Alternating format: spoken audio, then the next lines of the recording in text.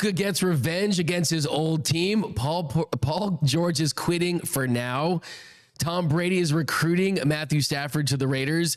Inside ESPN's breakup with Major League Baseball, and the craziest pitcher celebration that you've ever seen. That's coming up next on The Big Lead. Yo, that's okay. That's great.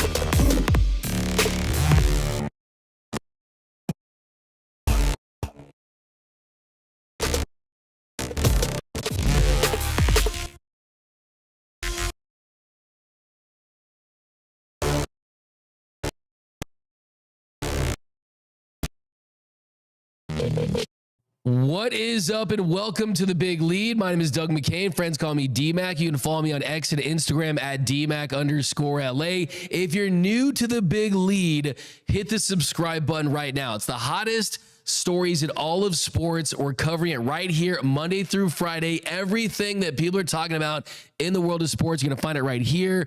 Stats, analysis, interviews, the stories that other sports shows aren't talking about. We're going to talk about it right here. So be sure to hit the subscribe button. Joined by my man J-Rob's rock with me as always. We got Noise by Noel Sanchez is rock with me as always. We're going to check with them pretty soon.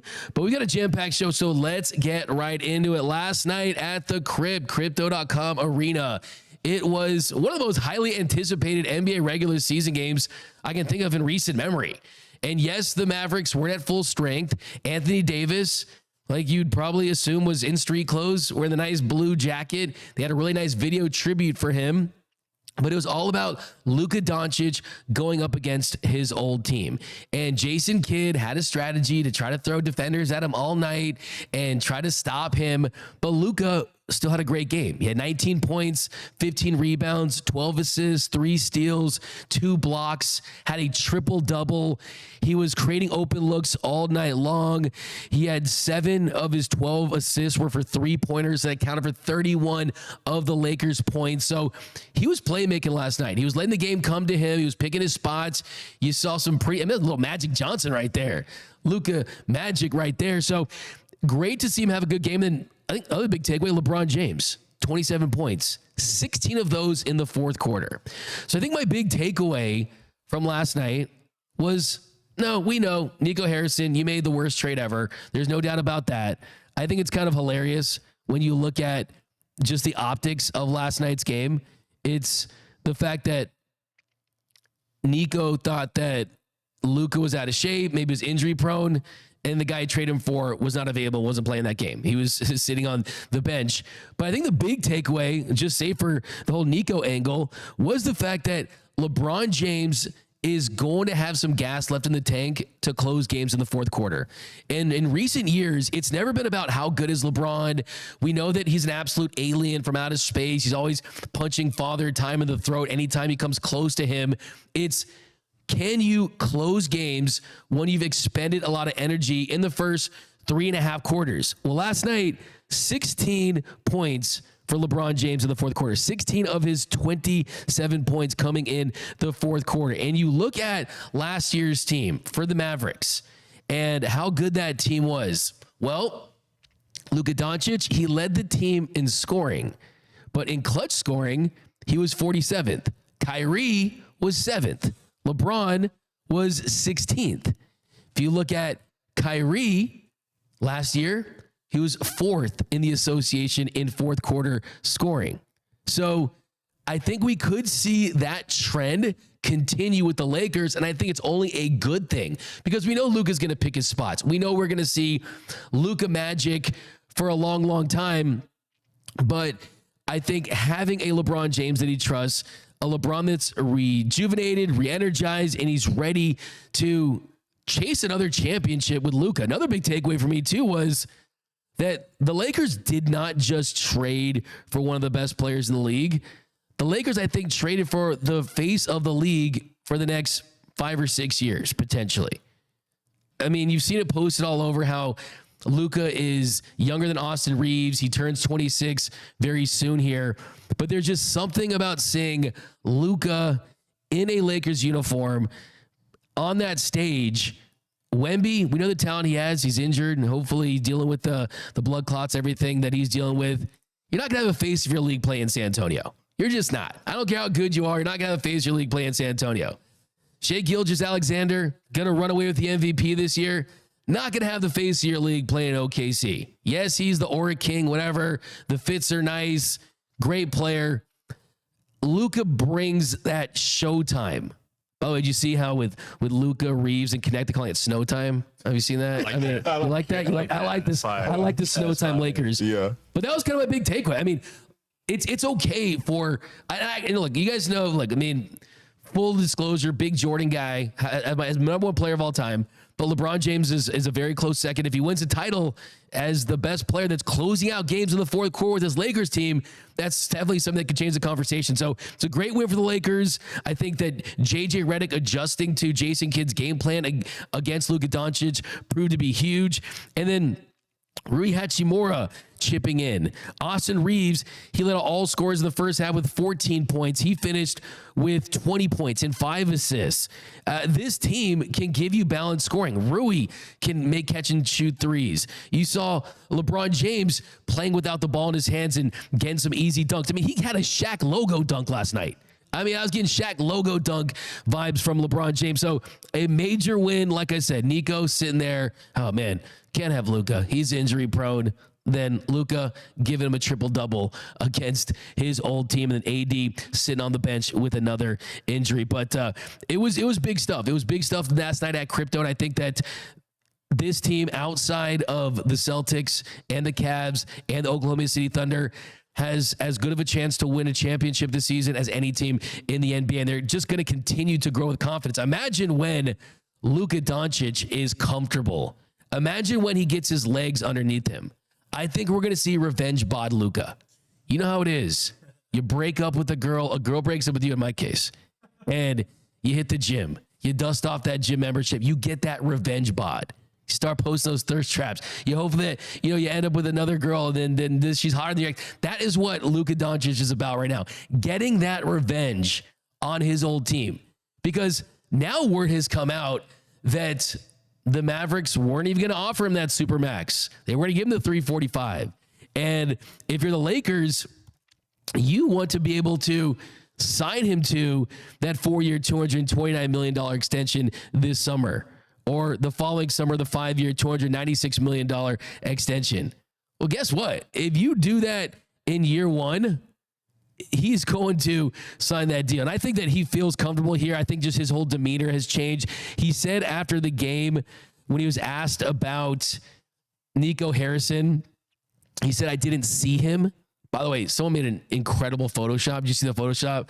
I thought that was real. I'm just going to pretend that was real. Maybe use it as a wallpaper where Luka's kind of looking at it there. And I'm like, I doubt they got Nico Harrison like the 5th row sitting. I mean, it didn't make a lot of sense, but it was an awesome Photoshop. I mean, really, really nicely done by whoever put that together. But then he also was asked about closure. And Luka said, the closure is going to take a while, I think. And it's not ideal. I'm glad this game is over.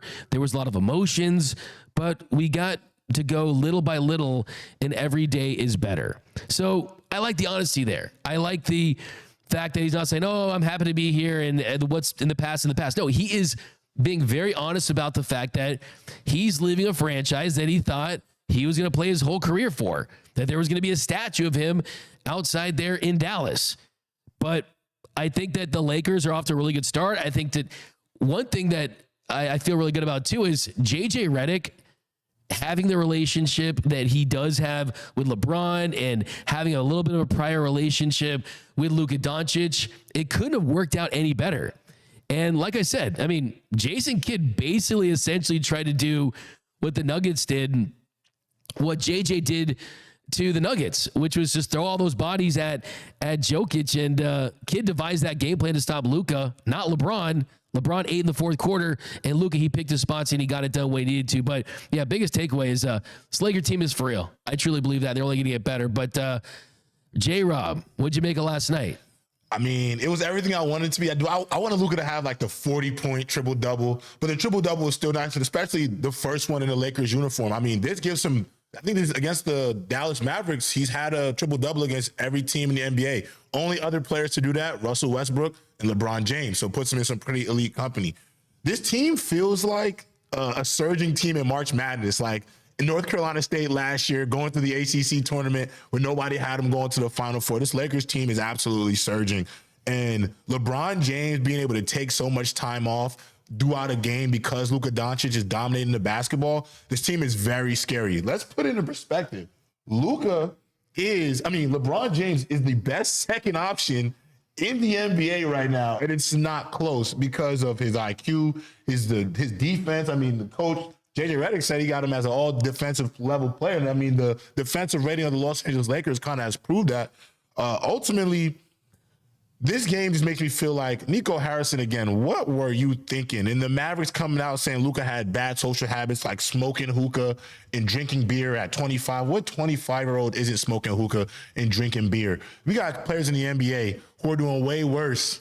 We have way worse things from young players that we've seen. We got drug use, strip clubs, in the club on a back-to-back. There's been so many worse situations. And so I think Dallas trying to continuously paint this picture as Luka being a problem child because of what he does in the privacy of his own home or with his own personal time. I think it's a bit ridiculous. And listen, I don't know how quick Ozempic works, but he's been in LA for 2 weeks. He don't look 280 pounds to me. He doesn't look 270 pounds to me. So ultimately, I love the game. I love the fact that he was screaming at the Mavericks bench.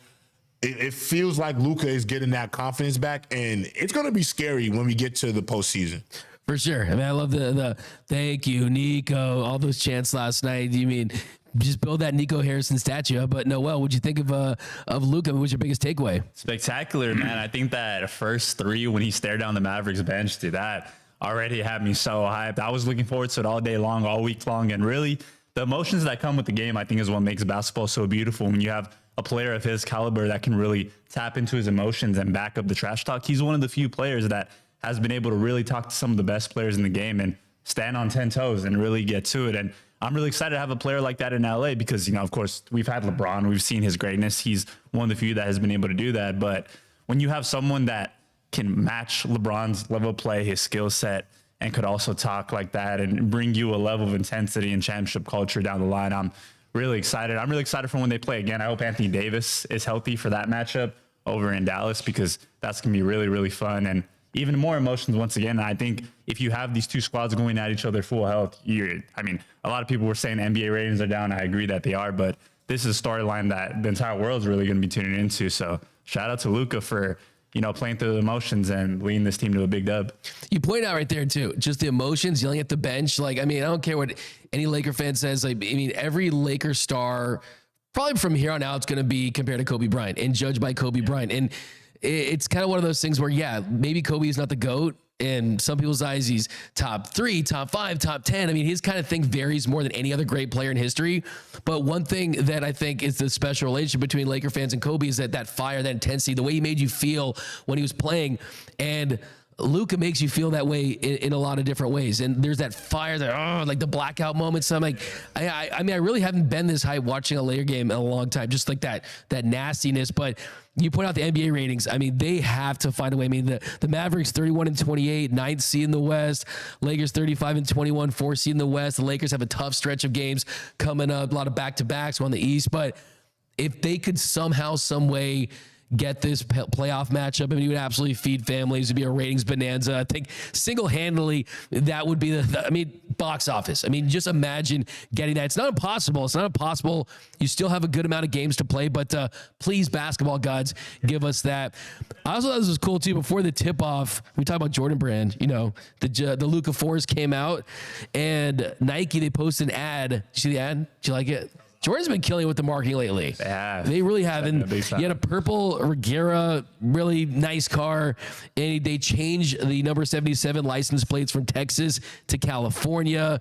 You got the George Strait song, All My Exes Live in Texas. I thought they did a fantastic job with that. And I think it was cool too. Did you see when Luka Doncic turned to Mark Cuban, told him shut up, Mark? Yeah. Also, I don't know if you guys caught this. Maybe when they were doing the video tribute to Anthony Davis, Anthony was looking at someone saying "F you." You see that? I didn't see that. He was like, No, I didn't he was see that. laughing. He was like "F you, F you." I was wondering who he was talking to, Probably but somebody he knew. Did you also see that Jordan Brand bought the parking lot, one of the parking lots across the street, so fans killing can it. park for free? that was They're amazing. going crazy I need right those now. bumper stickers that we had, the Slovenia, like I mean, all that stuff. No, honestly, Mark feels like that, like the dad of like the girl when you break up with the girl, or the girl breaks up with you. Like the dad still wants to be cool with So you. it was still cool. following You're you. like, nah, bro, it's over. Yeah. It's over. My He's mom like, was like that a couple yeah, girls. you know. Like, no, like she's like, we were friends. I'm like, no, man, like you were friends because of me. Like Yeah. once it's over, like Yeah, all that's it's it. all Yeah. up. But yeah, Lakers, Luka, it's gonna be fun times in LA. But switching gears, got to talk about Matthew Stafford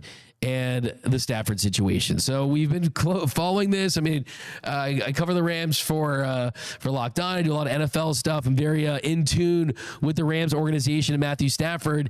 And I have to say, this one kind of threw me for a little bit of a loop. And we learned today that Tom Brady, minority owner of the Las Vegas Raiders, and he is involved in the team's decision making. Well, he has been taking their quarterback situation in his own hands, and their top target appears to possibly be at this point Matthew Stafford. According to Jordan Schultz of Fox Sports, Tom Brady recently hosted Matthew Stafford at his home in Montana and took the Rams quarterback skiing. Schultz reported that Brady has been, quote, actively trying to convince Stafford to join the Raiders, and their conversations are ongoing. Additionally, the Raiders are believed to be the most aggressive suitor in the Stafford sweepstakes should the Rams decide to move the quarterback. So, very interesting stuff to kind of get you caught up. Last year, Matthew Stafford, they renegotiated his deal that essentially took all the guaranteed money from 2025 and 2026 of his contract, pushed it to 2024, where he was essentially playing on a 1-year, $40 million contract. And both sides knew that they had to get back to the negotiating table at some point if they were to continue as a partnership in Los Angeles. Well, Sean McVay, Les Snead, the Rams want Matthew Stafford back, but it's going to be at a price. It's not a blank check for Matthew Stafford. And what they did was they allowed him and his agent, Jimmy Sexton, to communicate with other teams. And based on that communication, they wanted to gauge his market value. So what I've been saying is basically they are encouraging legal tampering. And if another team, let's say it's the Raiders, if they're willing to offer him top dollar, he wants $50 million. If they're willing to go that high, 50 to 55 million, and the Rams say that's too high, well, then you can expedite a trade because you already have the skeleton and the framework for a new deal for Matthew Stafford. And if you're the Rams, you get some draft picks. I highly doubt they're going to be able to get a first round pick, a second, later round pick. We'll see what they do with those picks. You could trade down, possibly get more picks for 2026 when the Rams are more interested in drafting their quarterback of the future if Matthew Stafford doesn't return. And that's just how it's going to happen. So the Raiders under Brady, you got Pete Carroll in the fold. You've got this Rams team that was 14 yards away from hosting an NFC championship game at home against a rookie quarterback. You were so close to winning it, to make a Super Bowl appearance, an improbable Super Bowl appearance. So would they be willing to blow that up? I would say this. I would say that the Rams are desperate for Matthew Stafford. They want him back. They think that he gives them the best chance to win next year, but they also know that they have had a lot of success in the draft for the last couple of seasons, drafting guys like Kobe Turner and Byron Young and Puka Nacua, who was their 4th pick in the 5th round, right? Last draft, you get Jared Verse and Braden Fisk. They've had success in the draft, but for them to actually make a Super Bowl run with this group, you need an elite signal caller. Would you pivot to an Aaron Rodgers? Would you be okay with Jimmy Garoppolo as your quarterback? It's possible, but I still think if the Rams are serious about winning the Super Bowl in 2025 and they're truly all in on the roster they put together, then they have to bring back Matthew Stafford. But J-Rob, curious to hear what you have to say about the Raiders. Well, I mean, I love the decision by Tom Brady because he's very aware of, what the Raiders need in order to build towards their future and really just being a more respectable franchise in terms of being able to win. Going after Matthew Stafford makes sense in the standpoint of, to me, Matthew Stafford is still one of the 7 best quarterbacks on the planet at the position. I think people fail to realize or don't put in perspective that the Rams, to start the year, the first 8 games of the season, I think, D-Mac, we all figured the Rams weren't going to the playoffs. The offensive line was bad. The defense wasn't great at the time. Both your wide receivers were out due to lower extremity injuries. And for them to be a penalty away from knocking off the Eagles potentially in the NFC Championship, I don't understand why we're moving off of Matthew Stafford. For the same excuses that we give to older quarterbacks who can't flourish without great offensive lines and lack of run game, i.e. Aaron Rodgers or Kirk Cousins, Matthew Stafford did it a season ago and put his team in a position to go to a Super Bowl or an NFC Championship, might I say. So I feel like it's a great move for the Raiders to bring in that veteran quarterback because, in my opinion, despite him being in his 17th season of the NFL, Matthew Stafford is still one of the best quarterbacks at the position, can still spin it at a high level. And if you can get him some better protection through free agency and the draft, I don't know why he's not competent enough to put you in a situation to win. He's already shown you he's capable of doing that. He's played big in big moments. I thought even in the playoffs, he doesn't have to have a 300-yard passing game to be effective. It's about how you're able to move the sticks, get first downs, finish drives. The Rams, to me, have their quarterback. I don't know why they're going to move him. However, if he is moved, I think the Raiders are a great selection. I think the Giants are a great destination. And if I'm the Rams, if I'm moving off Matthew Stafford, it's not to bring in Aaron freaking Rodgers. It's not to have Jimmy Garoppolo be the starter. I hope the decision is to maybe get somebody in the draft. Maybe you like a young quarterback, a Joe Milton out of New England, maybe a Justin Fields. There might be something there. Maybe you want to bring in Sam Darnold, which I could understand. But if it's not to get younger at the position and go lateral and get an Aaron Rodgers or something, it just wouldn't make sense to me. I feel like the Rams are making this harder than it needs to be. You have a quarterback. Pay him his money. It's okay. The market for a starter-level quarterback who can win football games, win playoff games, it really starts at $50 million. And if you could get him for 3 years, $130, then you right under what the line is. So I don't see how it's not a bargain if you're the Rams. That's the big question right there, is basically if they do pay him and they sign him to like a 3-year, $135 million extension, something like that, and he retires, then all this great draft capital that you build, all these picks that have worked out, well, then it's going to set you back as a franchise. Because look, at some point, the Rams have to come to grips with, hey, is it about winning next year, or is it about winning 5 years from now, 10 years from now? Do you want sustainable winning where you're looking for that next era, that next chapter of Rams football? Or are you clinging on to a Super Bowl winning quarterback matched up with a Super Bowl winning head coach, and then you can kind of fill in the piece around them? So that's just the real tough decision. I really think it is, because at some point, I think they have to go off that diving board and just dive head first into, hey, we've got a new young core, and 37, 38, 39-year-old quarterbacks typically don't have a ton of success in this league. Yes, you got Tom Brady, but there's not a ton that continue to have success. I think that Matthew Stafford still has a couple of Super Bowl runs in him with the right group around him, but I like what the Rams are doing in this situation where they're going through this process. They're making sure that they're not going to overpay a quarterback. They're going to get true market value from it. I mean, to me, it reminds me of what the Ravens did, like I was talking before the show, with Lamar Jackson. I mean, the Ravens, they placed that non-exclusive franchise tag on Lamar Jackson. They let his agent talk to all teams.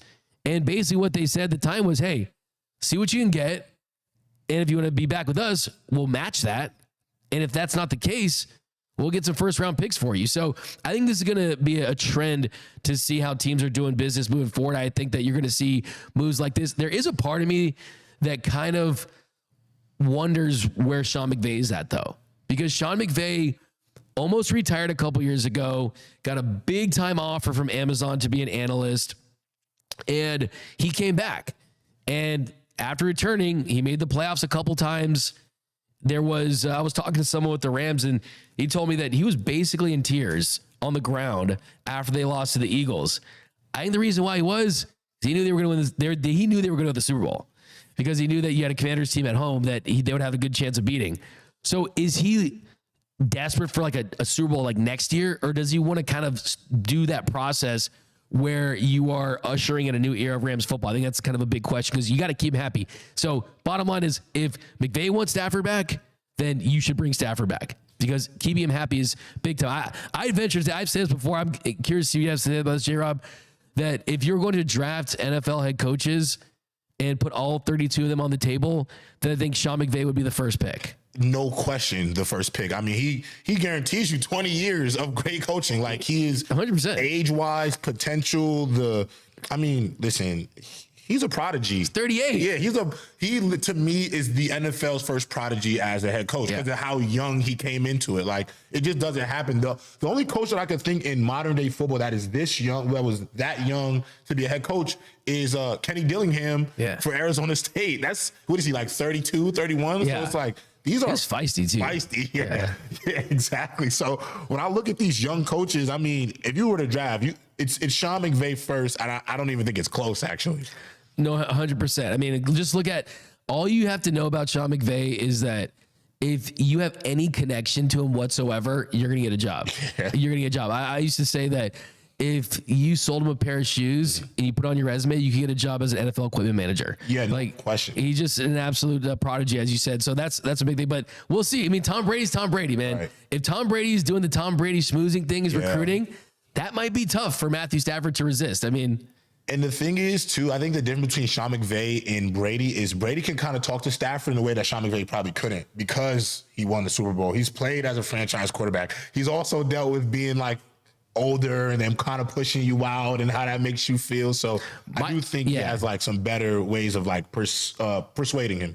And look, bottom line, Matthew Stafford has to decide one of two things. Is it about giving yourself the best chance to win a Super Bowl in the next year to 2 years, or maximizing your money and just going out there and saying, oh, I'm paid more than Kyler Murray and these that? Like, the dude's made almost $400 million in his career. A lot of these quarterbacks, you're getting that one big payday. He's got multiple big paydays. So I'd be shocked if he was going to put himself in a situation that he wasn't surrounded by as much talent just for an extra $10 to $20 million. I still think that he ends up back with the Rams. But switching gears back to the association, we got to talk about Podcast P, because there was a debate here in our studio whether or not this was a real story. We do not want to get sentelled around here like my man Colin Cowherd did a couple days ago. By the way, Cowherd, he said on the show, he was like, yeah, I heard a report that you can't wear Luka Doncic jerseys in Dallas, but that was a Centel story. So, yeah, I love me some Colin, so I'm just saying. But, yeah, Podcast P, he said that he is going to take a break, that he is going to be taking a break from his podcast. The Sixers, they're in the middle of a terrible season. They're 20-37. They're on the outside looking in a play-in tournament in the Eastern Conference. The Sixers were a team that was expected to compete for not just the Eastern Conference Finals and to come out of the NBA Finals. They were looked at as a championship contender with Embiid and Paul George and Maxey, but that just has not been the case. The Sixers, they're 2.5 games back on the final play-in spot in the East. Now, there is still a shot they can get into the playoffs if you finish strong. Well, Paul George thinks they can finish strong. Paul George, he is saying that he's going to take a break from his podcast in order to get his body right to help the Sixers get going. Here, play this clip. Here's Paul George talking about load managing his podcast. Fellas, it's no secret. This season is up to this point, man. It hasn't been what we envisioned. I know my goal when I first signed with Philadelphia was to bring a championship to these amazing fans here. I still remain positive about that, and that is still the case and where I'm coming from. With that being said, though, I want to let the Podcast P family know that after today's episode with Dwight, I plan to take a break from the pod just to focus on getting my body right, getting mentally right, and, help this squad make a push towards our goal to finish the season out, give ourselves a chance to be in contentions to compete for a championship. I won't front. The desire to get back to shooting in person with my guys as well is the forefront of, this hiatus as well. I look forward to us three being back together and doing this as we once started this. I just love that he waited until the Sixers were 20-37 to say this. I mean, he's got to be the most tone-deaf athlete podcaster that we've ever seen. First podcast P was bored, and now after 57 games, 17 games under 500, he finally decides, hey, maybe I should focus on my actual job, the job that I'm getting paid for, the $211 million contract I signed. Maybe I should stay in the gym and out of the podcast studio. So yeah, it's great to see that you're finally doing this. The truth is, though, this is a lesson to a lot of athletes that are podcasters, because Mookie Betts, I think he showed the world how to do it, right? You go on the road, you do one interview, you do with another player from another team, and then you do one the next week. But if Mookie was on a Dodgers team that was 10 games under 500, he was hitting 200, I guarantee you he would not be doing that podcast. Okay. So that's the tricky thing for these podcasters that are athletes is, hey, you set yourself up for criticism. I mean, hey, just imagine if we had a chat like this for Paul George's show. And like, here's the thing. I think Paul George actually has a pretty damn good podcast when he has guys on there. I think it's cool to see that side of him. But unfortunately, if you're not playing in the games, no one's going to want to hear anything you have to say about the podcast, unless it's your injury report or something like that. But Noel, I know you're a fan of Paul George's podcast, right? But yeah, I think he kind of started this new wave that, like, we've seen a lot of NBA players and just athletes in general start their podcasts after him. So I'm definitely a big fan of his podcast.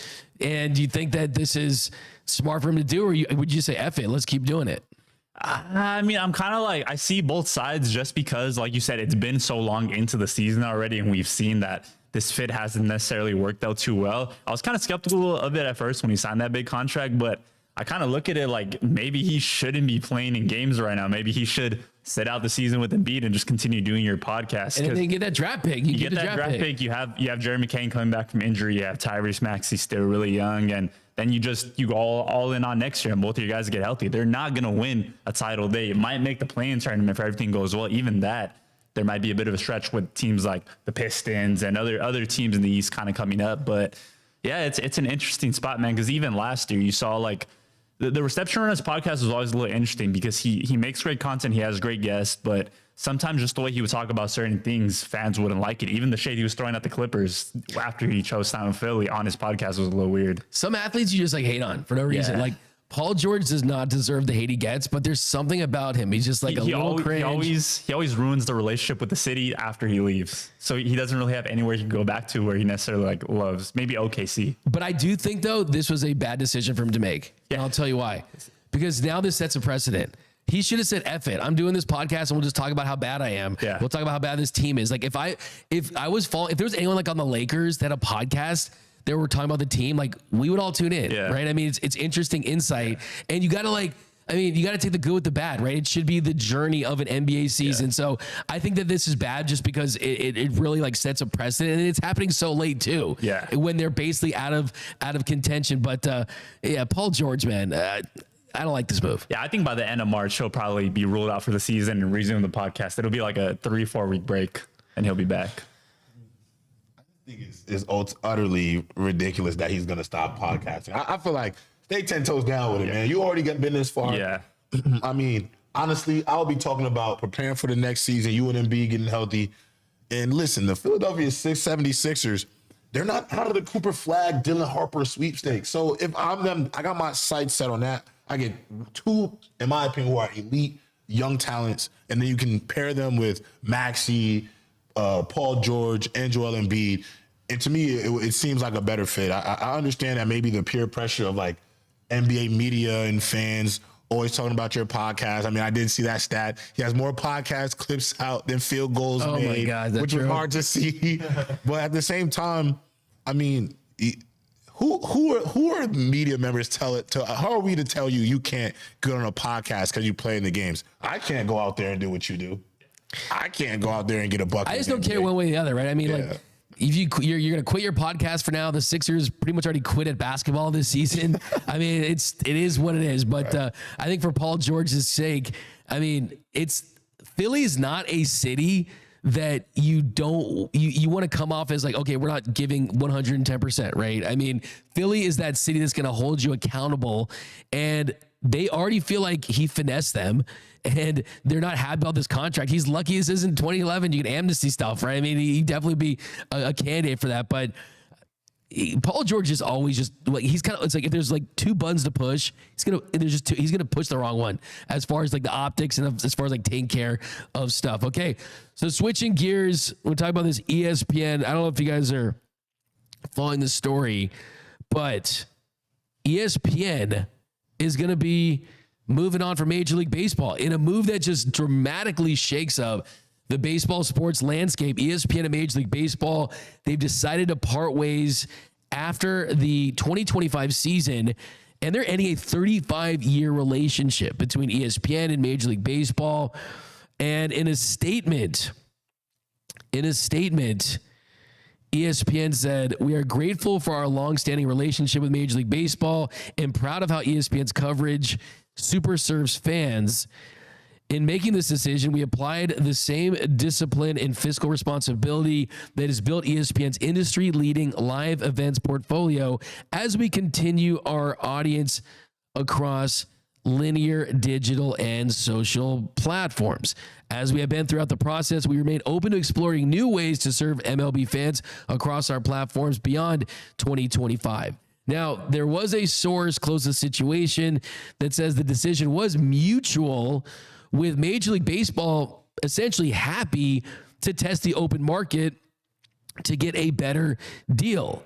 Now, as ESPN pointed out, they need to look for other ways to use their platform to get eyeballs on the screen, to have sports other than the NFL and the NBA for fans. And I think that this deal, where you look at the financials of it, they're opting out of a $550 million yearly agreement to get a better deal.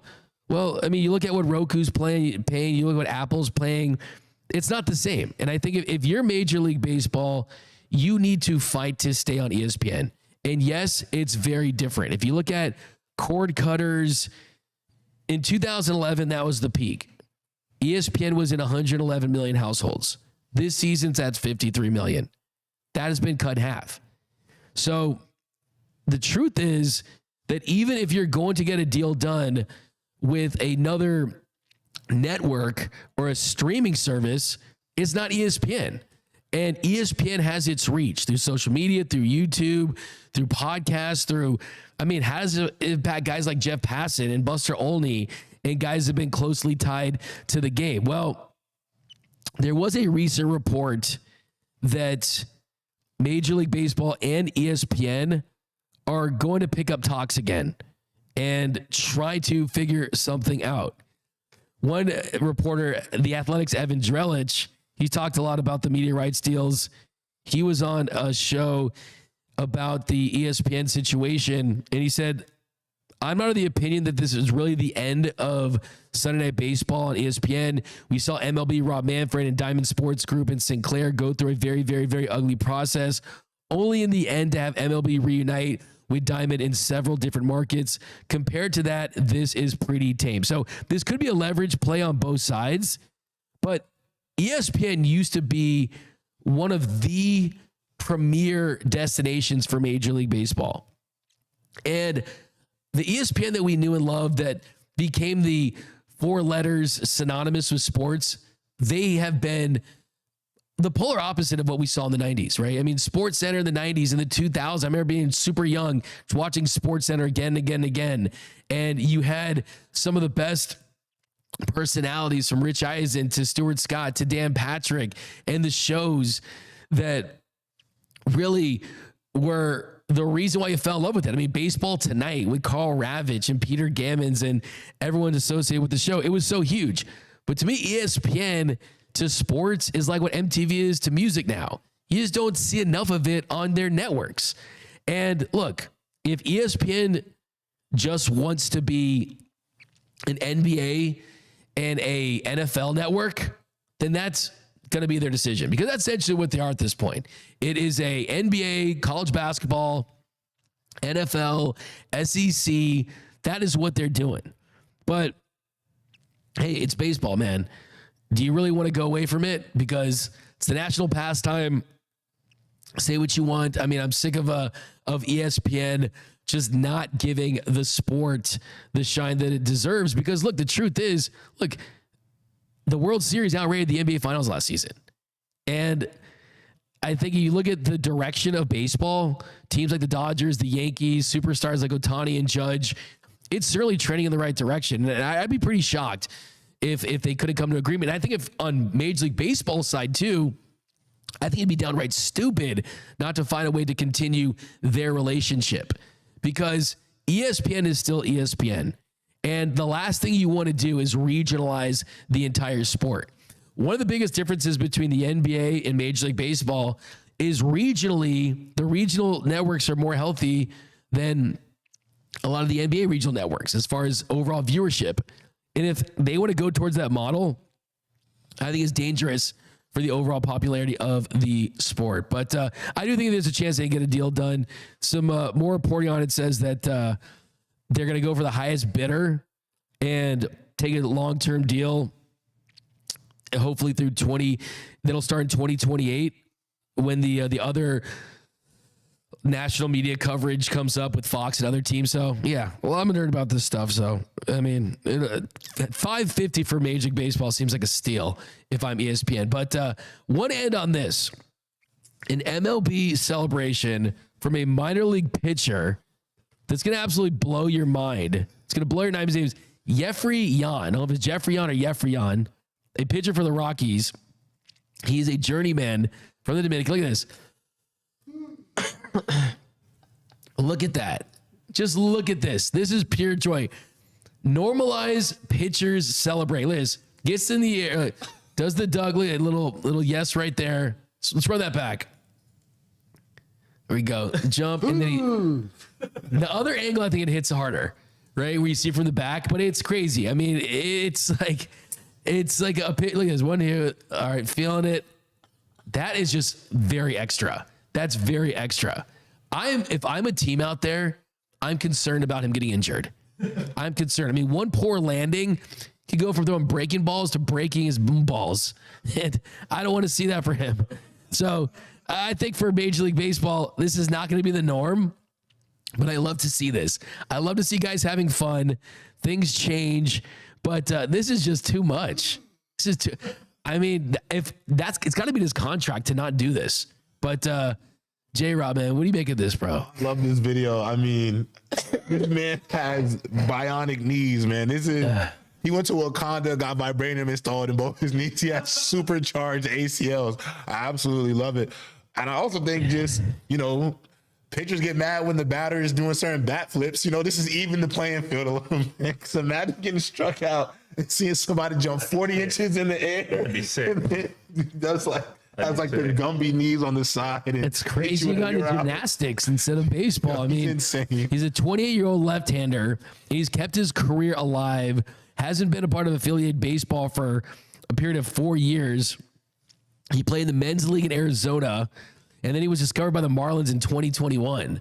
So, I mean, that alone, that's interesting too. I mean, I want to kind of talk to some of the Dodgers pitchers about this. Is like, if you're trying to get the coach's attention at the minor league level, like do something crazy like that. Like, I mean, at some point when we're going to see like backflips, and imagine if pitcher celebrations becomes touchdown celebrations, but it'd be good for the sport, yo. I mean, I definitely think we know this guy's his viewpoint on bat flips. I'm pretty sure he's very pro bat flips and celebrating. But yep, guys, that is going to do it for this episode of The Big Lead. My name is Doug McCain. You can follow me on X and Instagram at DMAC_LA. For Noel, for J-Rob, we'll see you guys tomorrow. Until next time, I'm out.